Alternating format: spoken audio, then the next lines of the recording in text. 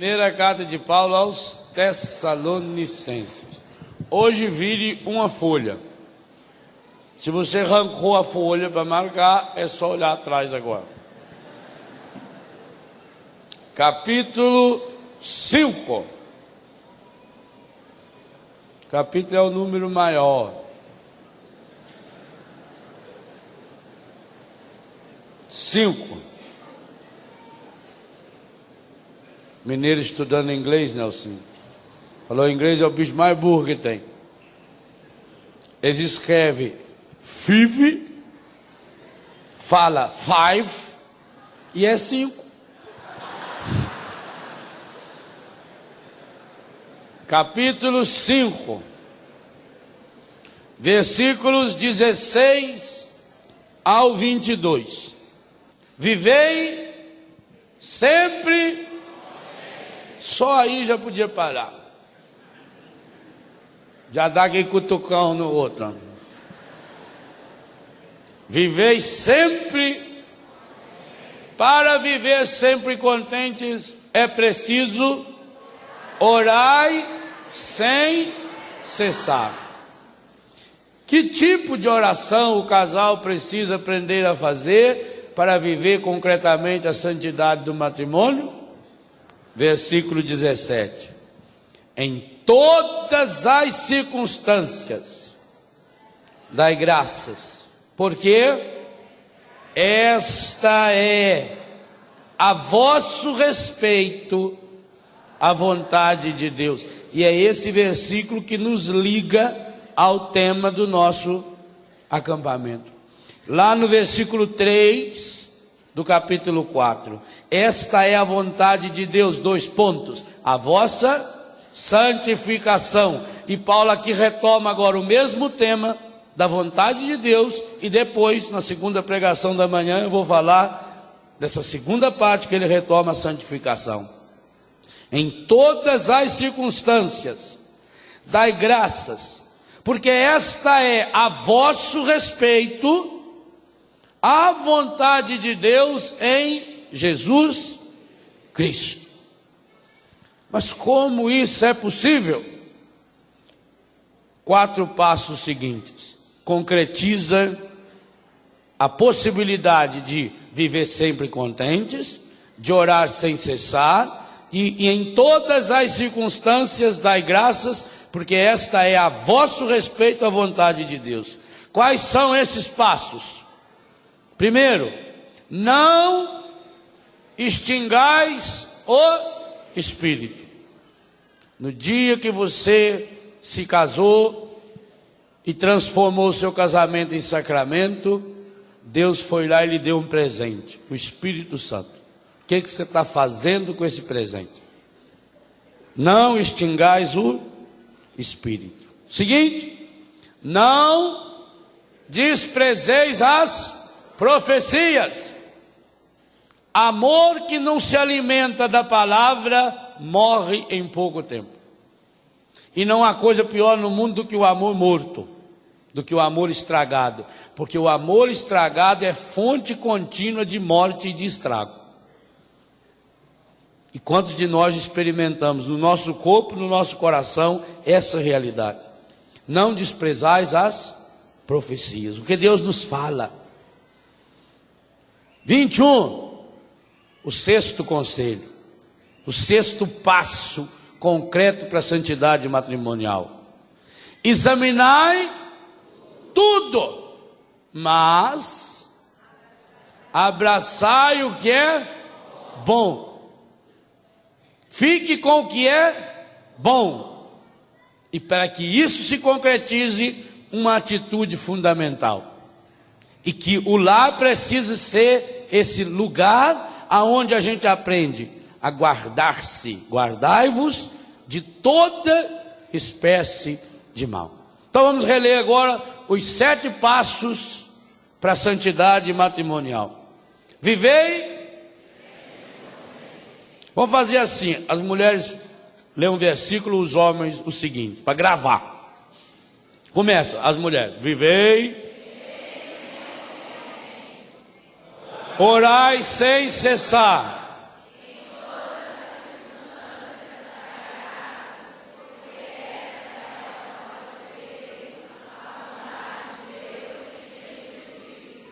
não extingais o espírito.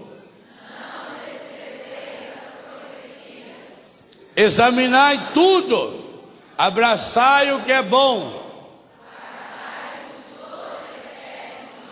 Palavra do Senhor. O que eu acho espetacular em São Paulo é sempre essa capacidade que ele tem de adaptar o Evangelho, a palavra de Deus, às coisas muito concretas. A vocação ao matrimônio é divina. O matrimônio é um sacramento instituído por nosso Senhor Jesus Cristo, quando ele levou o amor humano à condição de sacramento. E sacramento significa que o matrimônio sinaliza para Deus, mas que ele contém o próprio Deus. E nesse sentido, do mesmo jeito que nós ontem adoramos, contemplamos o corpo, sangue, alma e divindade de nosso Senhor Jesus Cristo na Eucaristia, isso precisa ser feito no dia a dia da vida conjugal, da vida matrimonial, da vida sexual. Por isso ontem nós éramos convidados a compreender o nosso corpo, a nossa sexualidade, como um dom de Deus, como uma presença de Deus, como um sinal de Deus, como um presente de Deus, como uma graça especial de Deus. E tudo isso consumamos no dia de ontem, na Eucaristia, onde recebemos o Senhor em nosso coração e fomos convidados a não parar de tirar água daquele poço, mesmo se o poço estivesse seco, mesmo se estivesse cheio de barro, mesmo se estivesse cheio de sujeira, de detritos e outras coisas que já foram jogadas ali dentro. E por isso encerramos o nosso dia contemplando o Senhor e permitindo que Ele nos curasse. Hoje nós queremos olhar para essa realidade linda, espiritual, teológica, mas que se realiza no concreto do dia a dia da vida. E isso é o mais bonito ainda do sacramento do matrimônio. Isso não diminui essa vocação, muito pelo contrário, a torna ainda muito mais necessária, absolutamente necessária. Então o que São Paulo está nos ensinando, e por isso essa ligação do capítulo 5 com o capítulo 4, no versículo 3 e aqui a partir do versículo 16, é que nós precisamos no concreto fazer a nossa parte, a parte humana. Gente, Deus jamais substitui o humano. Há uma coisa espetacular na teologia católica. Depois que Deus criou o homem e a mulher, grave bem o que eu vou falar. Depois que Deus criou o homem e a mulher, Gênesis capítulo 1, versículo 26. Em nenhuma outra situação na história, Deus agiu diretamente no mundo que não fosse através do homem e da mulher. Olha a importância que Deus deu ao ser humano. Deus não criou dois bonequinhos que ele pudesse se divertir com eles.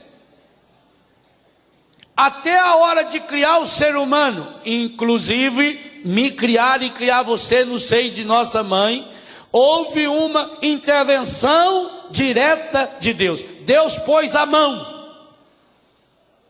Já refletimos sobre isso em acampamentos anteriores, e no meu livro Rezando a Vida há um capítulo especial sobre isso. Por isso que a mão humana é o órgão do corpo que mais se assemelha e que mais representa para nós a graça de Deus. É a única parte do corpo que toca o corpo inteiro. É o único órgão do corpo que não pode ser reproduzido, nem em computador. Não há nenhuma máquina no mundo, não há nenhum programa de computador, nem da NASA, nenhum que consiga reproduzir os 54 movimentos diferentes que tem uma mão humana. Exatamente porque, para fazer o ser humano, Deus pôs a sua mão. E não foi só para fazer Adão e Eva. O Salmo 138 ou 139 nos lembra: Tu, ó Senhor, me teceste no seio da minha mãe. Pois muito bem, depois que Deus criou o ser humano, Adão e Eva, o Léo, você, toda a ação de Deus no mundo acontece através da vontade humana. Olha como Deus se humilha. Olha o que Deus é capaz de fazer. E isso é tão verdadeiro que até mesmo para salvar o ser humano do pecado que o ser humano criou, por influência do encardido, Deus precisou encontrar um ser humano que o acolhesse plenamente, em todo o seu ser. Ave Maria, plena, cheia, repleta da graça.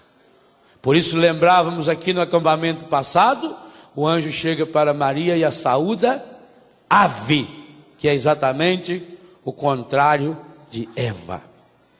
Para que aquilo que foi feito estragado pelo ser humano, em Maria, o ser humano pôde dizer sim a Deus, plenamente sim. Eu sou todo sim em Deus. Daí vem a importância da nossa vocação, e especialmente da sua vocação. Porque se a vocação sacerdotal, como lembra o catecismo da igreja, ao colocar em paridade esses dois sacramentos, se a vocação sacerdotal, se o ministério ordenado é fazer Deus chegar até o ser humano através dos sinais sagrados, grave bem, através dos sinais sagrados, e por isso o sacerdote age in persona Christi, o Cristo age na pessoa do sacerdócio, mas é a pessoa do Cristo. Por isso é ministério sacerdotal, e por isso a Igreja Católica conserva até hoje o ministério ordenado somente para homens, não porque seja mais ou menos do que a mulher, não, mas porque, como age na pessoa do Cristo, historicamente o Cristo foi homem, do sexo masculino. Se a vocação sacerdotal é o ministro de Deus ser instrumento da presença desse Deus e sinal desse Deus, a vocação matrimonial é para ser a síntese e o sinal visível, palpável, que dá de se tocar da Santíssima Trindade. Olha o tamanho da sua vocação. Por isso ela é santificadora para si e para os outros. Por isso ela é fonte de santidade. Mas essa santidade, e isso é importantíssimo, porque penso que aqui está uma grande inspiração do Espírito Santo, que está recuperando isso no final do século passado e nesse início de milênio. Porque não há dúvida que houve um tempo que na cabeça das pessoas o matrimônio era como se fosse uma vocação de segunda categoria. Se a pessoa não tivesse condição de ter uma vocação celibatária, não tivesse condições de viver a virgindade consagrada, que é um patamar lá em cima, então, bom, já que não consegue, então seja um mero casado. Segunda coisa, por um contexto cultural. E por isso vocês, casais, e nós precisamos refletir muito e ajudar a tirar esses resquícios que ainda sobraram. Parece que a vocação matrimonial não podia ser vivida diante de Deus. O que acontecia há 30 e poucos anos atrás? Marido e mulher vinham para a missa, mulher segurando no braço do marido, roupa de missa, aquele chinelo de salto alto, carcanhar rachado, passava batom, aí vem, no bolso aqui estava o livrinho da missa,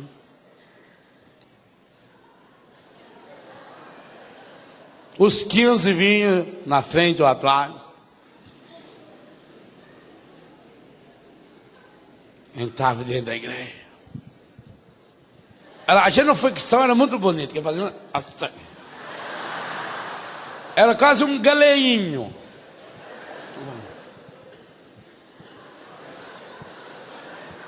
Alguns até hoje. Aí entrava dentro da igreja, o que acontecia? Cada um pro seu lado. Os homens tudo de um lado aqui. E não, os homens acho que é do lado esquerdo, né? Eu já nem lembro mais. Homem e mulher não podia ficar nem na missa junto. Porque parecia que não vai. Isso é uma coisa meio... Não podia rezar junto. Tinha a fila no confessionário, a fila dos homens, que ia sempre rápida. Eu não sei se tem menos pecado. Dizem que não, dizem que o problema é que o coração do homem é igual um saco de batata. Você corta, cai tudo. A mulher é um saco de farinha de trigo. Cada vez que chacoalha, cai. Dizem que é por isso, a gente não sabe. Aquela filona da mulherzada. E outra que as mulheres também iam preparando junto a confissão.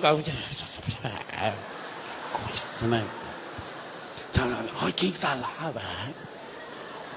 Viu quem que veio?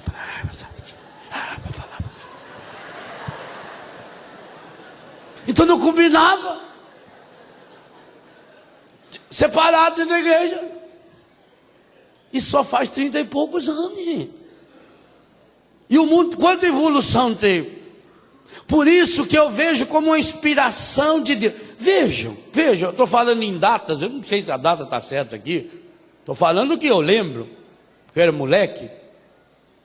Mas observe que, na grande virada de tudo isso, o pós-concílio Vaticano II, é onde começam a surgir as comunidades, estilo Canção Nova, indo para 26 anos, aonde os fundadores receberam de Deus a inspiração de que era possível homem e mulher vivendo em santidade, em sintonia, em harmonia. Onde era possível casais se consagrarem a Deus. Jovens consagrados, como nós ouvimos ontem, testemunho maravilhoso de Nelsinho e Márcia, que aliás algumas coisas não foram bem verdade, que eu deveria estar aqui para corrigi-lo. Quando ele falou dele, aquele menino ingênuo.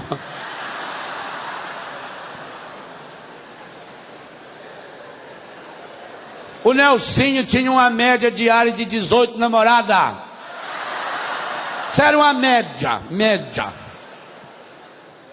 A salvação desse homem é amar. Salvação. Que ele era na época o vigário paroquial de Piquete. Mas isso fazem. Leão 13 era moleque. Isso faz. Secularam.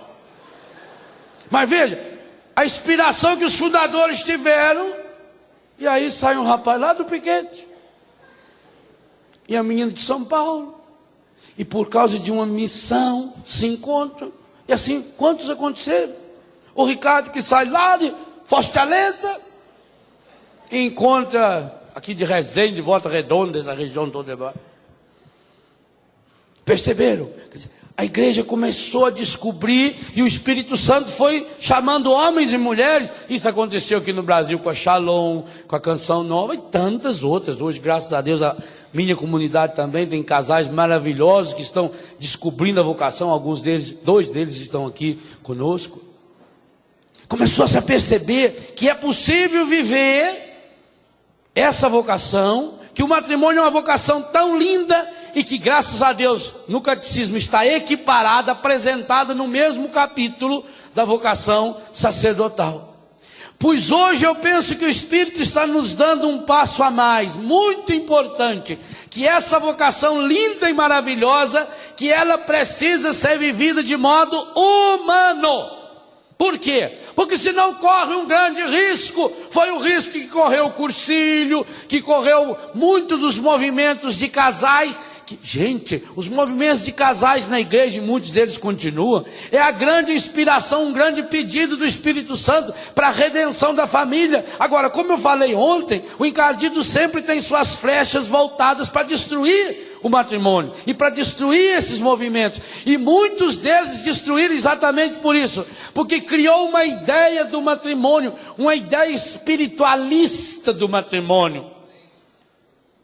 E o matrimônio é um sacramento onde o Espírito Santo se manifesta na sua carne. Vou ser mais explícito: no seu pênis, na vagina, no útero, no calo da mão, ou do joelho, como lembrava Padre Jonas ontem. É no meu corpo. Por isso aquela frase revolucionária de São Paulo, em 1 Coríntios 6,20, que eu lembrei ontem: glorificai, pois, a Deus no vosso corpo. Corpo como manifestação da glória de Deus. Se você pensar isso no contexto do Evangelho de São João só fala 3 vezes nessa manifestação da glória de Deus. Quando o Verbo de Deus se fez carne e habitou entre nós, manifestou a sua glória. Quando nas bodas de Caná, manifestou a sua glória. E quando na ressurreição de Lázaro, manifestou a sua glória. Olha, se olharmos nisso e pensarmos que São Paulo entendia muito bem essa teologia da glorificação, da glória de Deus, porque ele nos lembrava bem na carta aos Romanos: todos os pecados estão privados da glória de Deus. Quando nós vivemos no pecado, nós não refletimos essa glória. Então como é que a Bíblia manda eu glorificar, ou seja, manifestar a glória de Deus no meu corpo?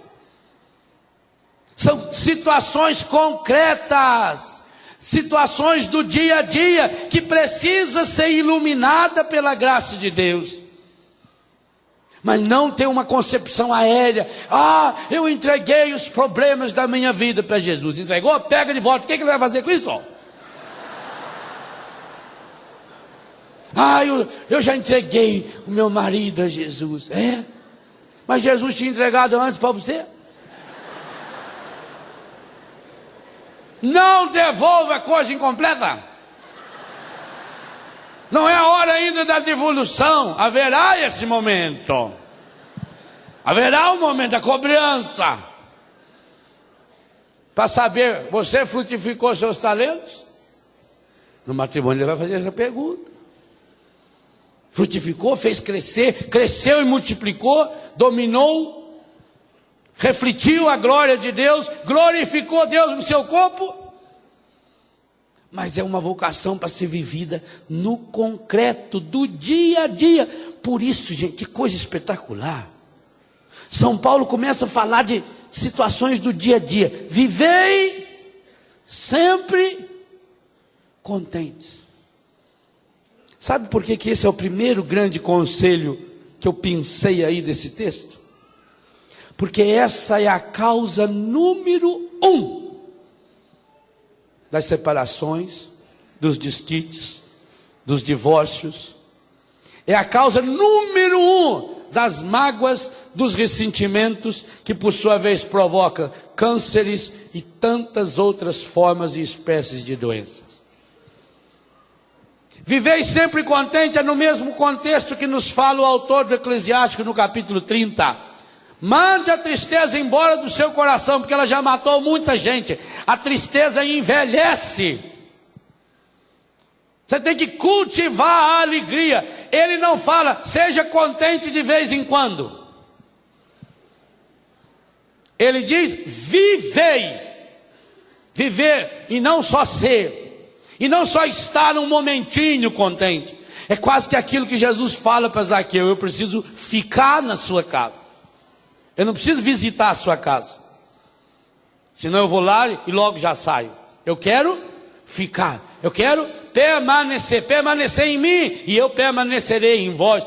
Digo-vos essas coisas, João 15, verso 9 a 11, para que a minha alegria esteja em vós e a vossa alegria seja completa. A casa tem que ser, o lar tem que ser, a cama tem que ser o lugar da alegria. Padre, mas isso é impossível, padre. Se o senhor fosse casado com a minha mulher, eu queria ver se o senhor estava falando esse negócio. E a mulher fala: padre, queria ver o senhor com o meu marido uma semana. Repetir esse verso: não preciso conviver nem com seu marido, nem com sua mulher. Sabe por quê? Eu convivo comigo. E eu não sei como é que alguém consegue conviver comigo determinados dias. Porque tem dia que eu tenho raiva da minha cara. Tem dia que eu levanto com a pá virada. sai fogo pelas ventas, não sei por quê. Por que será que tem dia que você levanta e você está péssimo? Você não sabe. Então, ó, como é que eu vou viver sempre contente se tem dia que eu estou triste? Se tem dia que eu estou amargurado? Se tem dia que eu estou aperreado? Se tem dia que eu estou com raiva? Como viver sempre contente? Orai sem cessar. Está vendo? Transforma em oração. Oh meu Deus, não sei por que eu estou assim hoje. É aquele dia que a gente sai, pega uma foice, vai para o meio do mato e você corta tudo. Você corta as perobas de 15 metros de diâmetro numa foiçada. Ah! Sai da frente. Ah, porque eu estou com muito problema. Eu queria ver você numa situação igual a minha, como é que você ia reagir? Mas a gente tem que ser besta, você não tem que se comparar com ninguém. A situação pode ser a mesma, a reação ser diferente. Faça a experiência em casa. A senhora chega em casa hoje de tarde, hoje de noite, amanhã cedo. Só põe 3 panelas no fogo. 3 panelinhas. Com meio litro de água dentro. Mas tem que fazer uma experiência ao mesmo tempo. Ligar. Hoje é fácil que só aperta.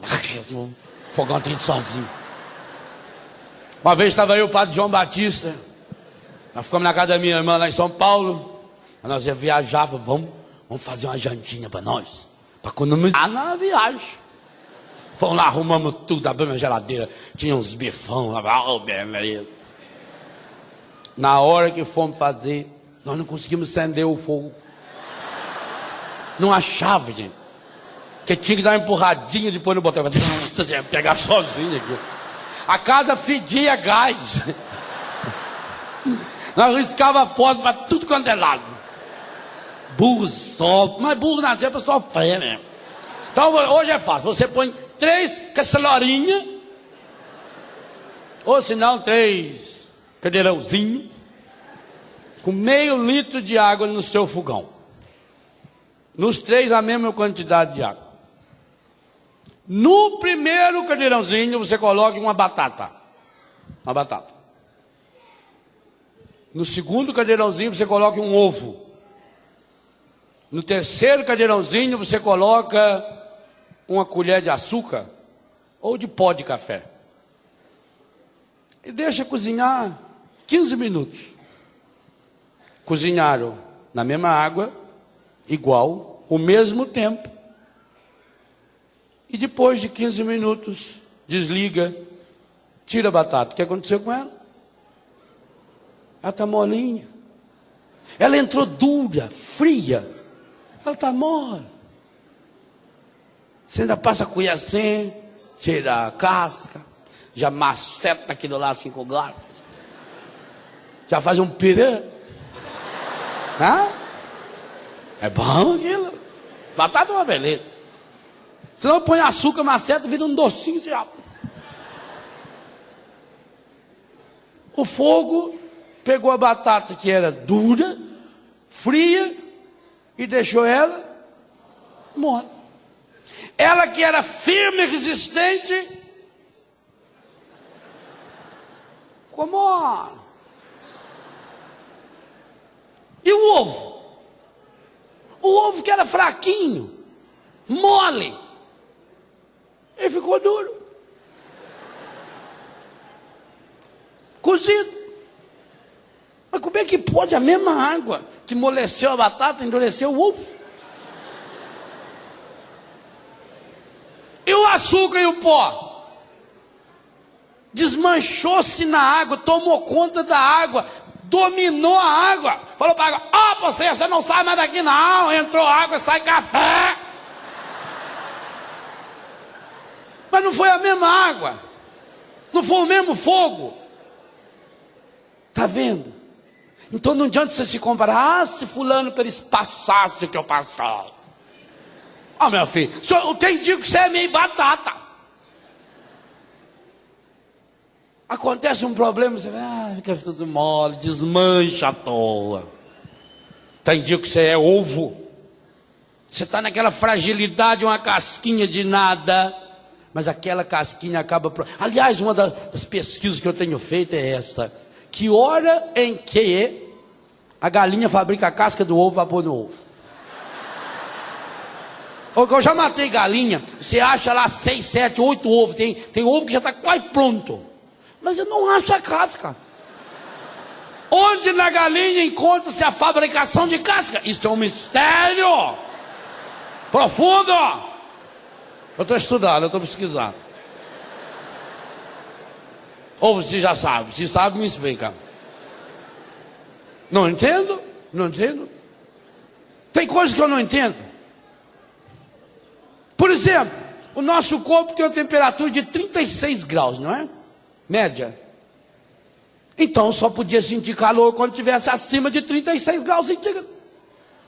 Como é que com 25 graus já sinto calor? Se fora de mim está mais frio que eu, e como é que eu sinto calor?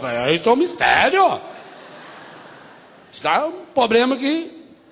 Vamos continuar a nossa pesquisa. Então tem dia que você é aquele ovo, você está com a casquinha fininha, aí leva o choque d'água.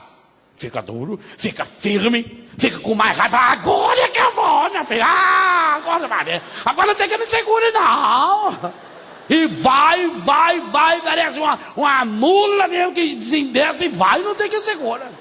A anta é isso. A anta é um bicho espetacular. Só que na hora do problema ela vai só em frente. É esse espírito que pega em certas pessoas que pega. Sabe que o cavalo, para puxar a carroça, você tem que botar aquele trem aqui nas costas dele, na cara dele, não tem? Ele não via do lado, a viseira. Então, às vezes você passa uma situação que você está fragilizada, você está feito aquele ovo, qualquer coisa você se desmancha. E aí passou pelaquela água quente, a mesma água que amoleceu a batata. E você ficou firme, você ficou resistente, você concentrou suas forças. E aquela casca que era coisinha à toa, ela protegeu, e você tira aquela casca, tá ovinho bonito. Por isso que o Colombo opôs em pé. Sei lá se ele pôs ou se não pôs também, porque... Aqui agora está posto lá. E a mesma água fez. E aí que vem uma grande sabedoria. Eu acho que o matrimônio precisa ser, cada um do marido e a mulher, tem dia que é preciso. No dia que a mulher tiver mais para ovo, ele tem que ser mais batata. Ele tem que saber amolecer. Não é assim? Saber ficar quieto. Deixa pra lá. Finge que não vê. Mas isso só vai acontecer quando o marido e a mulher tiver a coragem de se desmanchar na água, porque amar é morrer. E nós somos chamados a mudar a realidade. A nossa grande vocação é um dia chegar a ser pó, que se desmancha na realidade, mas muda a realidade. Por onde eu passo, aquela água não é mais a mesma, não. É por isso que na missa o padre bota um pouquinho de água no vinho. Não existe laboratório nenhum no mundo que seja capaz de tirar aquela água que o padre botou no vinho. E o que será transformado em sangue de Jesus é o vinho com aquela água que representa o meu e o seu pecado. E é lindo, é matrimonial, é esponsal, é união. Pelo mistério dessa água, nesse vinho possamos participar da divindade de vosso Filho, que se dignou a assumir a nossa humanidade. Então, vai ter situações em que a gente precisa se disso agora. O pó e o açúcar só muda a água na medida que se dissolve.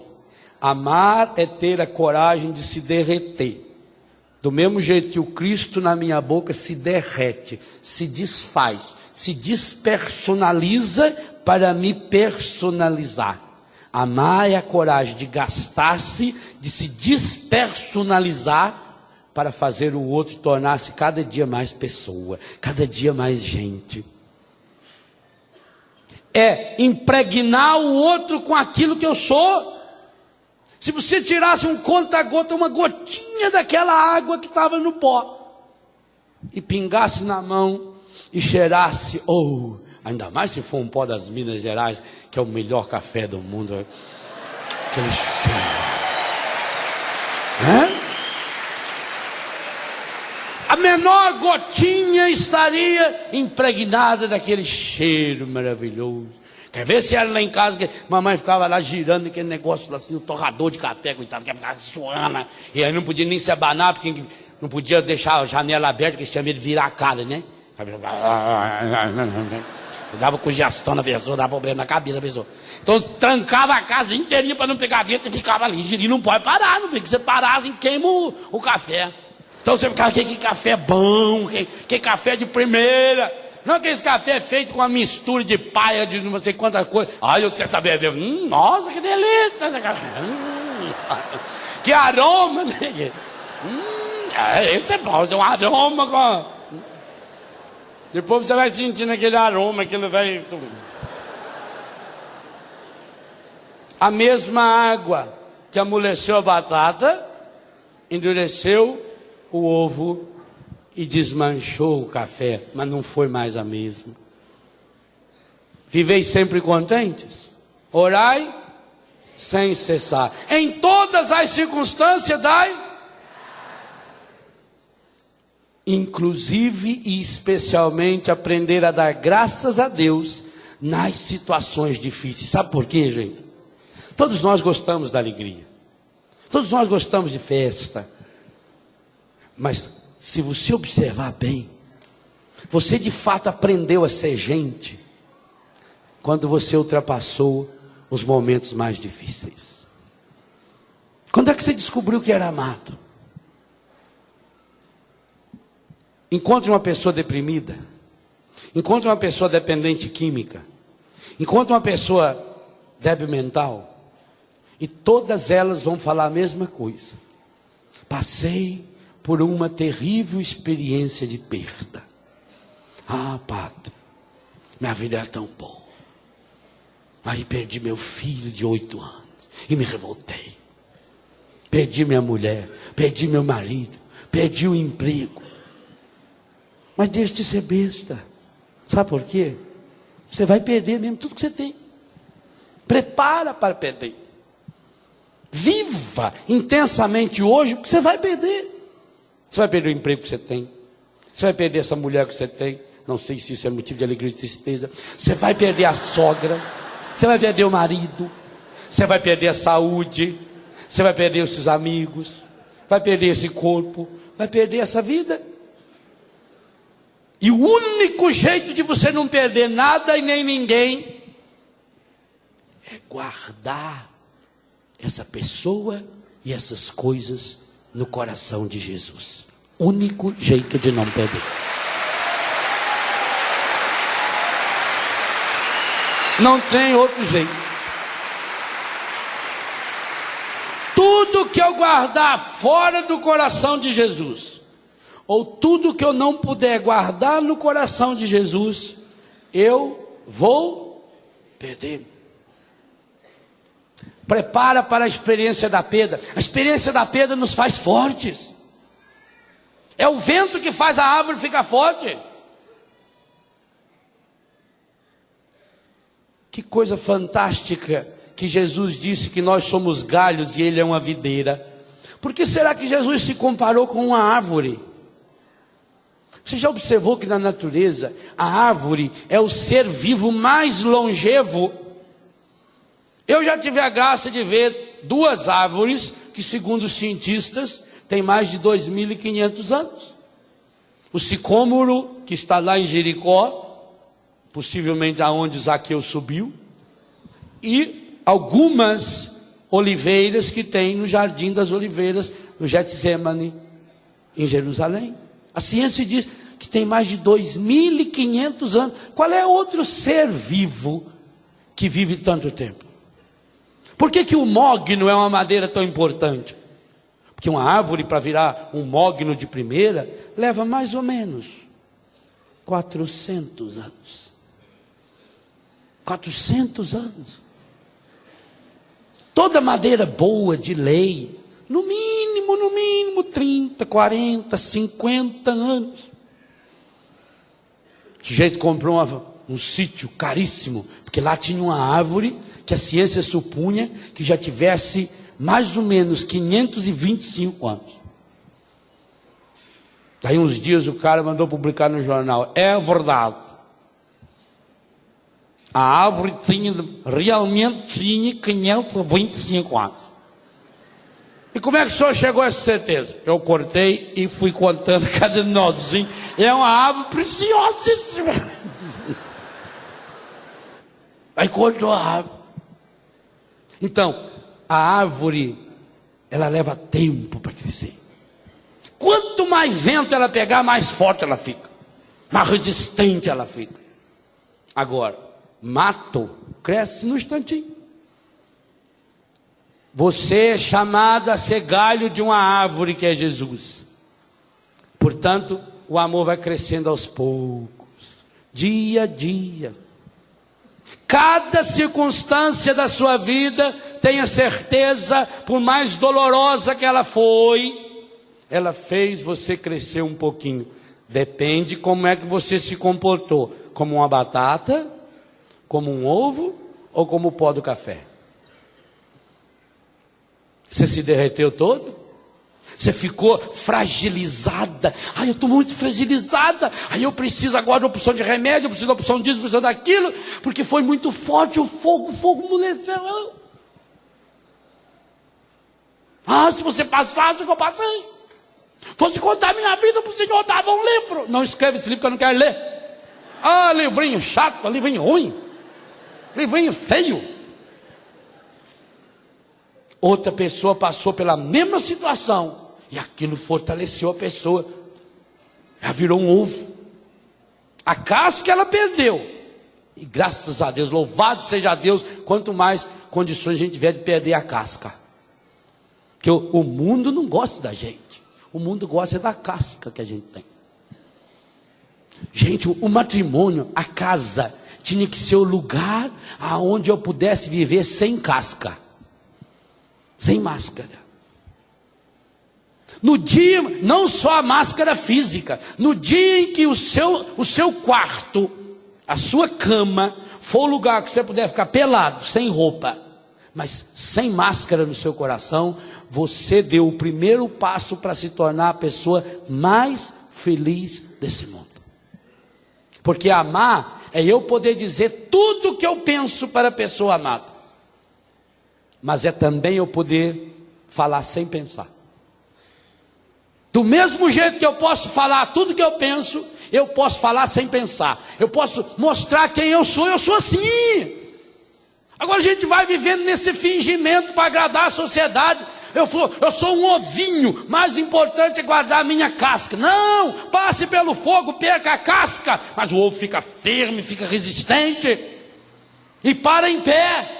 É o único jeito de fazer ele parar em pé. Senão ele se desmancha todo. Então a gente precisa perder essa casca. A batata que tinha uma casca que parecia que era muito resistente, bastou 10 ou 15 minutos de fervura e ela descobriu quem era ela. Fraquinha, mole. Mas também, para mim que sou duro, que tenho um coração duro, aí eu preciso ser batata. Tem dia que eu preciso ser batata. Você fala, é batata isso aí. Tem dia que você precisa amolecer. Tem gente que vai apanhar muito na vida ainda, porque a vida só tem uma lei: ou você aprende ou você aprende.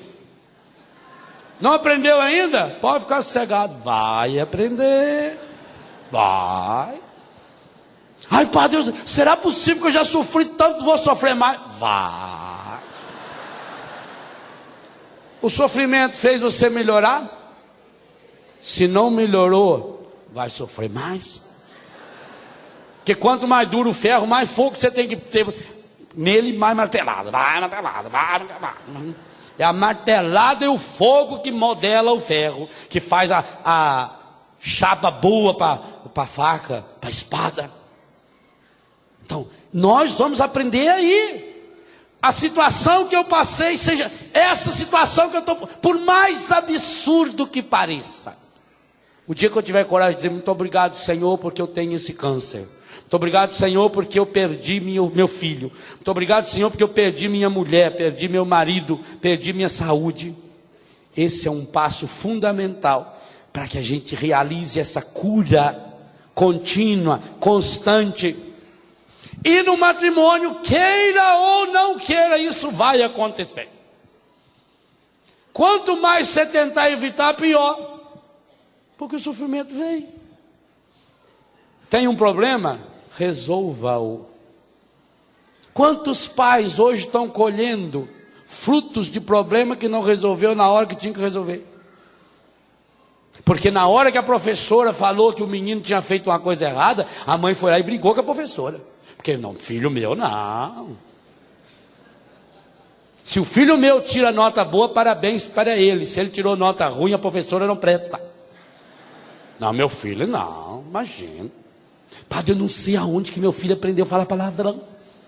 Lá em casa ele nunca escutou, nunca. Isso é coisa da rua. E outra coisa, ele fica tão pouco na rua. Ele não fica nem 10 minutos por dia na rua. Ele passa o dia inteiro comigo. Eu falei, então a senhora está precisando fazer uma reciclagem pedagógica. Porque se ele passa o dia inteiro com a senhora e não aprende o que a senhora fala, e em 10 minutos na rua ele aprende o que a rua fala, alguma coisa deve estar errada. Mas é tão difícil a gente reconhecer que o problema está na gente e não na água. O que amolece não é a água que amolece a batata endurece o ovo e derrete o pó. Percebe? Viver contente significa isso. Mas eu estou aprendendo. Se eu não aprendi ainda, eu vou aprender. Tem um problema hoje? Corrija. Não ponha panos quentes, não tape sol com a peneira. Vai atrás de quem pode ajudar você. Você está percebendo que o comportamento do seu filho, da sua filha, tem mentira? Quanta gente já cometeu injustiça, mandou a empregada embora acusando que ela roubou. E mais tarde teve que ir, quem sabe, pedir até para aquela mesma moça que foi humilhada na sua casa para rezar pelo seu filho.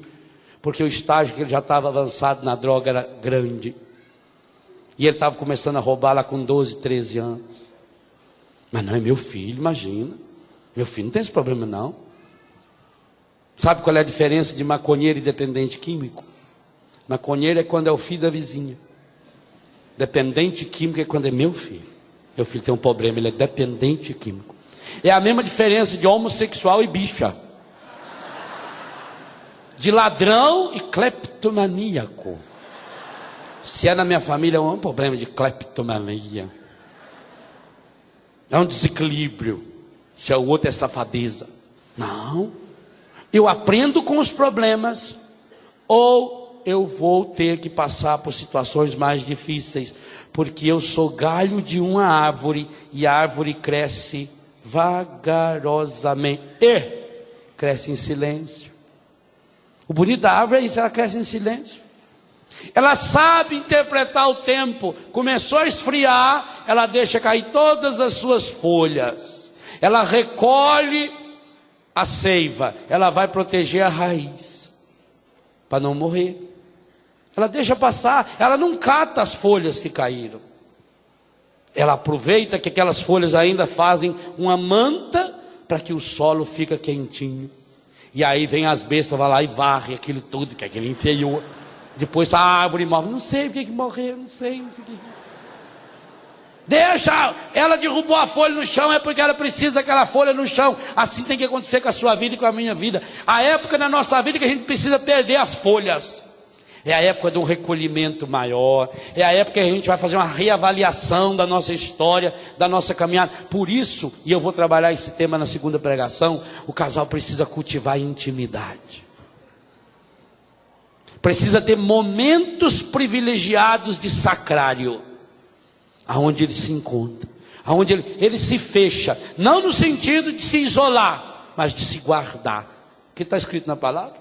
Examinai tudo, abraçai o que é. Põe isso aqui na prática do dia a dia do seu matrimônio.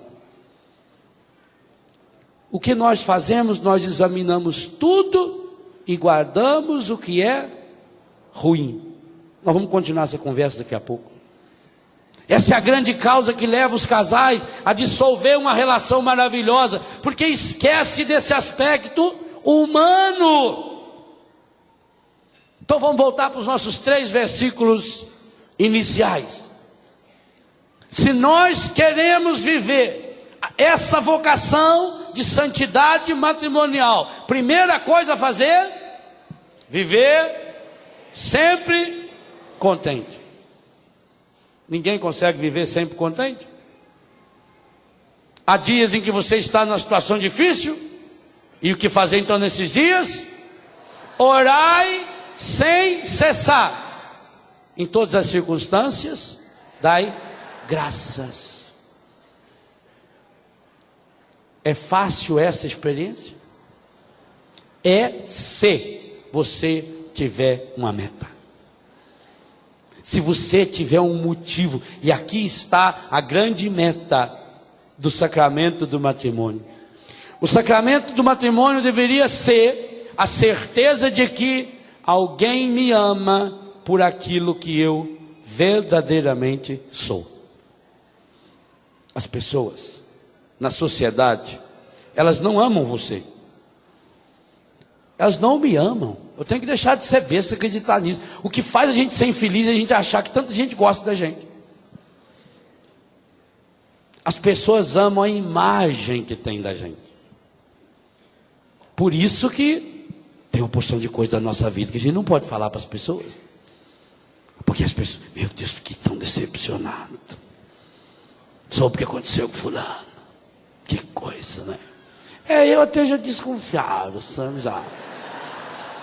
Não sei, alguma coisa me dizia. Não é assim? Marido e mulher vão começar a construir céu aqui na terra. Quando você souber, olha, lá no meu trabalho eu tenho que pôr máscara. Tem que falar assim, Senhor, ou para o meu patrão ou para o meu cliente.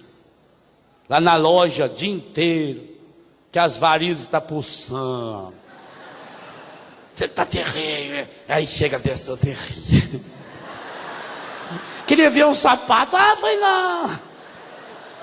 Você desce 15 caixas. Agacha lá. Problema na coluna sua. Você está lá pondo naquele pé. Às vezes sobe aquele arzinho. E a velha olha e fala, não sei. Parece que esse ficou bom. Não, ficou linda. Foi feito para a senhora. Essa joanete, inclusive, que a senhora tem aí, isso aí, o modelo dessa sandália é para isso. É para a pessoa que tem esse dedo medonho que a senhora tem, assim. Você pode falar a verdade. Ai, ficou lindo. Nossa.